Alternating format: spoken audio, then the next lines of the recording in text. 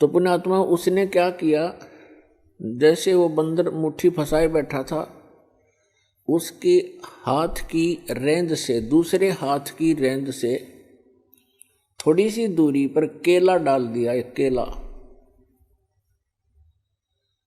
अब बंदर ने सोचा केला और उठा ले, और थोड़ा दूरी पर था नू, और उधर से मुट्ठी में फंस रही उसमें। अब केला ठाने की जब चेष्टा करने लगा, उसका हाथ से ध्यान हट गया, वो चने निकल गए खड़दे ही नीचे ने, उसका हाथ निकल गया और केला ठा के भाग गया। जान बची, बढ़िया चीज मिली। परम पिता परमात्मा पूर्ण ब्रह्म सारी सृष्टि के रचनहार कुल मालिक कबीर परमेश्वर जी की असीम रजा से आप सभी पुण्यात्माएं सत्संग श्रवण करने के लिए उपस्थित हुए।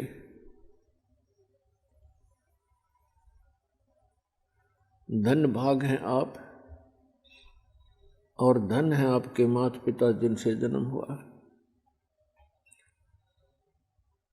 ये इस मनुष्य जीवन का वो सबसे उत्तम समय है कि हम इस मनुष्य जीवन के लक्ष्य को पूरा कर सकते हैं। और पुण्यात्माओं, आज का जो समागम, ये 3 दिन का समागम था जो आज संपन्न होने जा रहा है, ये एक विशेष उपलक्ष्य है इसका। वैसे तो सत्संग सभी श्रेष्ठ होते हैं,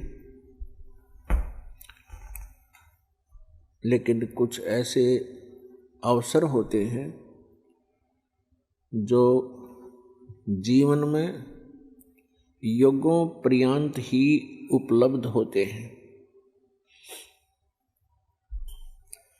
परमात्मा ने कहा है कि मात पिता मिल जावेंगे, मात पिता मिल जावेंगे, 184 माँ,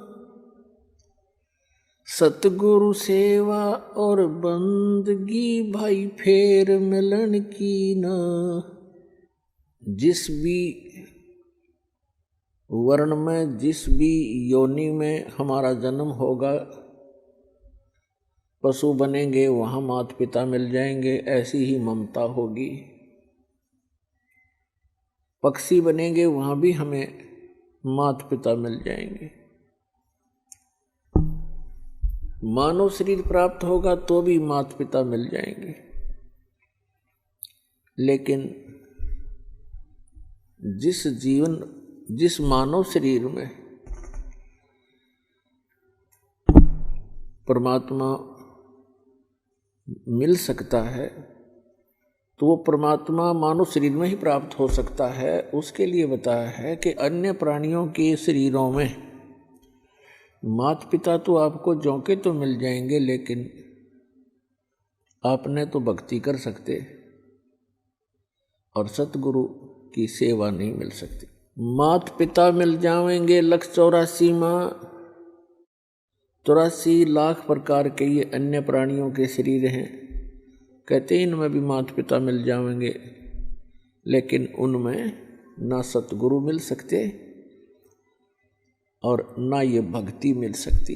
तो पुण्यात्माओं, आज आपको मानव शरीर प्राप्त है और सतगुरु भी प्राप्त है, क्योंकि आप जी बालक हो। बच्चे को पता नहीं होता कि तुम जो स्टडी कर रहे हो उद्देश्य से, तो वो बच्चे यही लेकर चलते हैं कि हम इंजीनियर बनेंगे, डॉक्टर बनेंगे। टारगेट तो उनका होता है, प्रवेश भी प्राप्त कर लेते हैं, लेकिन उनको जब वो सफलता मिल जाती है उसके बाद उसकी उपलब्धि प्राप्त होती है। लेकिन टीचर को पता होता है कि ये बच्चे कितने अच्छी तरह पढ़ रहे हैं, प्रत्येक कार्य को ठीक से करके आ रहे हैं, इनका भविष्य उज्जवल है। तो उनमें से वो भक्त हैं जो लगन के साथ लगे हुए हैं, सच्ची श्रद्धा से और परमात्मा की प्रत्येक मर्यादा में रहकर चल रहे हैं। तो पुण्यात्माओं, मानुष जीवन दुर्लभ है, ये मिले न बारंबार, और जैसे तरुवर से पत्ता टूट गिरे वो फिर नहीं लगता डर। आप ऐसे भयंकर लोक में रह रहे हो और आप जी के बस की बात नहीं है। काल भगवान ने ये सुनियोजित तरीके से हम सभी को यहाँ जकड़ रखा है। यहाँ पर प्रत्येक प्राणी विवश है,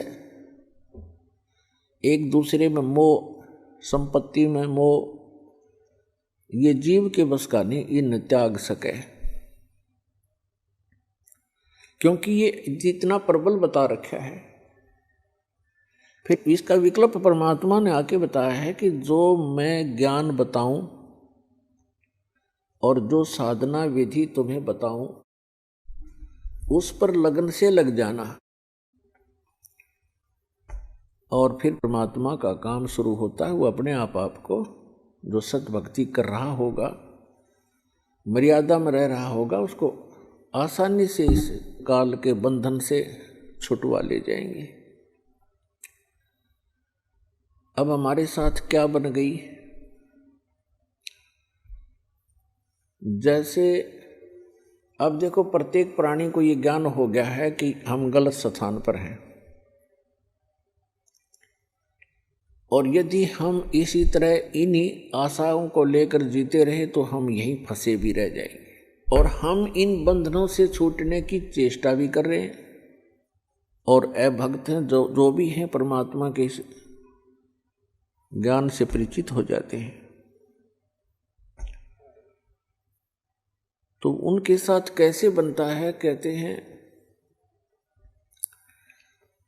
जैसे ये बंदर पकड़ने वाले क्या करते हैं, इस काल भगवान ने हमारे साथ ऐसे कर रखा है। ये बंदर पकड़ने वाले क्या करते हैं, एक ऐसा एक बर्तन रखते हैं, स्टील का जैसा भी, जिसका ऊपर से मुंह बहुत तंग होता है, जैसे सुराही सी होती है, और उनको मिट्टी में गाड़ देता है जमीन में, और उनके आसपास कुछ रोटी के टुकड़े या दाने, कनक बिखेर देता है, चने, और ऐसी छोटे छोटे कई गाड़ देता है वो पात्र, सुराही सी लोहे की, और उनके अंदर अच्छे गेहूं चने ज्यादा डाल देता है। अब बंदर आते हैं, उन बाहर के दानों को देखकर उनको खाने लगते हैं, फिर झांक कर देखते हैं। वो क्या देखते हैं कि उस सुराही के अंदर बहुत ज्यादा, उस जार के अंदर बहुत ज्यादा चने पड़े हैं। वो उसमें हाथ घुसोड़ के और मुट्ठी भर लेता है, और मुट्ठी भर के फिर वो भागने की सोचता है कि ले अच्छा माल मिल गया, भाग लूं। अब वो मुट्ठी भरने के बाद वो मुट्ठी अड़ जाती है उसके मुंह के अंदर, सुराही के जार के मुंह में फंस जाता हाथ उसका। अब उसमें इतनी अकल नहीं कि इसने मुट्ठी खोल दूं, जान बच जा। वो मुट्ठी भी नहीं खोलता है और चिल्लाता है बुरी तरह चिल्लाना शुरू कर देता है, और मुट्ठी को खोलता नहीं और जकड़े ही रखता है। तो पुण्यात्माओं, हमारे साथ ऐसी बन गई या बंदर वाली मुट्ठी हमने आप पर जकड़ रखी है। ये मेरा बेटा है या मेरी बेटी है, ये कार मेरी है या कोठी मेरी है। अब परमात्मा आके याद दिलाते हैं कि ना बेटा तेरा है, ना बेटी तेरी है, ना ये कार तेरी है, ना कोठी तेरी है। क्या बताते हैं, काया तेरी है नहीं, ये माया कहाँ से हो जब तेरा शरीर ही नहीं है। हर माया को अपनी कहे, ये माया है राम की,